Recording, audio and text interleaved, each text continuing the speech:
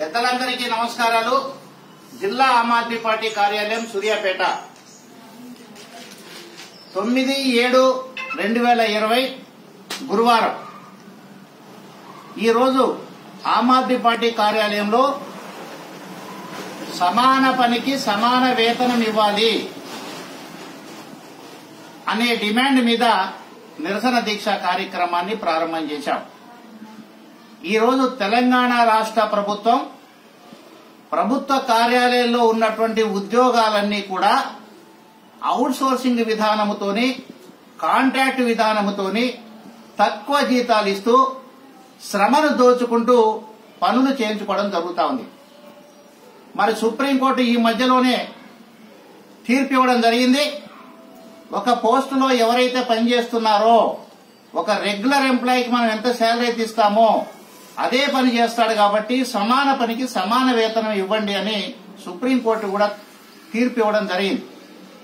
కానీ రాష్ట్ర ప్రభుత్వం పెడచెవిన పెట్టి నిధులు సంక్షేమ కార్యక్రమానికి మళ్లించడానికి, ఉద్యోగం చేసే వారికి ఇబ్బందులు కలగజేయడానికి, శ్రమను దోచుకోవడానికి ప్రభుత్వ కార్యాలయాల్లో అవుట్ సోర్సింగ్ విధానం అనే కాంట్రాక్ట్ విధానం అని ప్రవేశపెట్టి వారి యొక్క శ్రమను దోచుకుంటూ వారి యొక్క ఉద్యోగాలకి భద్రత లేకుండా, వారి కుటుంబానికి భద్రత లేకుండా అవమాననీయంగా ప్రదర్శించడం అనేది జరుగుతూ ఉంది.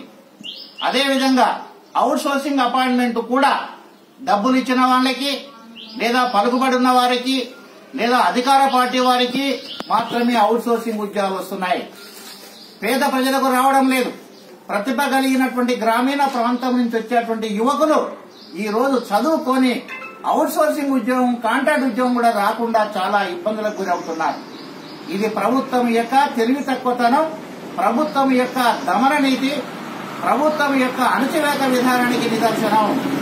కాబట్టి అవుట్ సోర్సింగ్ విధానంలో ఏ పోస్టునైతే పనిచేస్తారో సమాన పనికి సమాన వేతనము అనే సిద్ధాంతం మీద ఇప్పుడు పనిచేసేటువంటి అవుట్ సోర్సింగ్ సిబ్బందికి, కాంట్రాక్టు సిబ్బంది అందరికీ కూడా ప్రభుత్వ జీతాలు ఇవ్వాలని ఈ రోజు నిరసన కార్యక్రమాన్ని చేపట్టడం జరిగింది. అదేవిధంగా రాష్ట్ర ప్రభుత్వం మానవ శ్రమను దోచుకోవడానికి, మానవునికి ఉన్నటువంటి జ్ఞానాన్ని దోచుకోవడానికి ఈ రకమైన విధానం ప్రవేశపెట్టింది.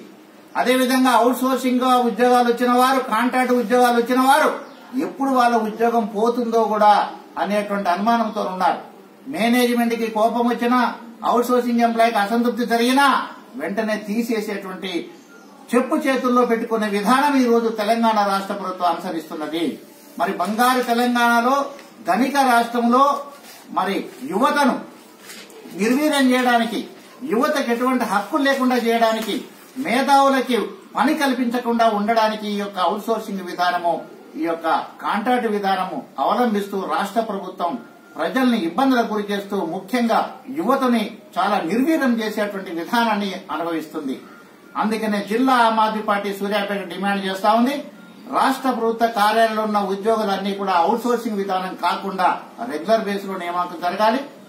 అలాగే కాంట్రాక్ట్ బేస్ కాకుండా రెగ్యులర్ బేసిస్ గా నియామకం జరగాలి.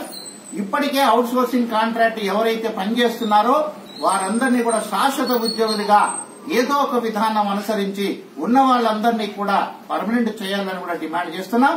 ఇక నుంచి అవుట్ సోర్సింగ్ విధానానికి స్వస్తి చెప్పాలని, కాంట్రాక్ట్ విధానానికి స్వస్తి చెప్పాలని రాష్ట్ర ప్రభుత్వం ఆ మార్గంగా చర్యలు తీసుకోవాలని మా ఈ రోజు నిరసన కార్యక్రమం చేపట్టడం జరిగింది. అవుట్ సోర్సింగ్ విధానం వలన ఒక ఉద్యోగస్తుడు లేదా ఒక కుటుంబ యజమాని తన పిల్లల్ని చదివించుకోలేక, వైద్య సదుపాయాలు ఖర్చు పెట్టుకోలేక, దైనందిన జీవితంలో కావాల్సిన నిత్యావసర వస్తువులు కొనుక్కోలేక చాలా ఇబ్బందులకు గురవుతున్నారు. అందుకనే అవుట్ సోర్సింగ్ విధానం అనేది ఒక దోపిడీ విధానం, కాంట్రాక్ట్ విధానం అనేది ఒక అనగదొక్కే విధానం.